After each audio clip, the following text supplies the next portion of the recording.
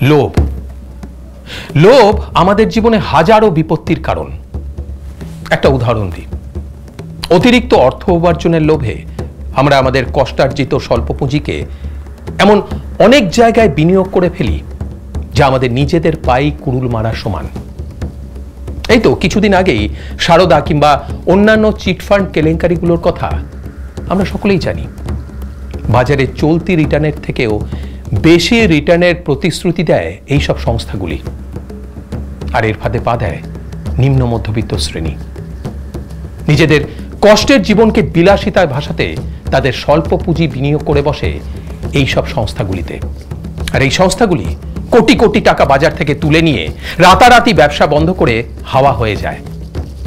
আর এই বিনিয়োগকারীরা সব হারিয়ে পথে এসে বসে।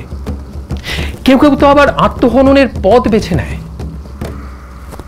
তাই তো বলি যে কোথাও বেশি রিটার্নের আশায় বিনিয়োগ করার আগে পেশাদারদের সঙ্গে কথা বলুন, কোম্পানির ডকুমেন্টস ভালোভাবে পড়ুন, তারপর সিদ্ধান্ত নিন।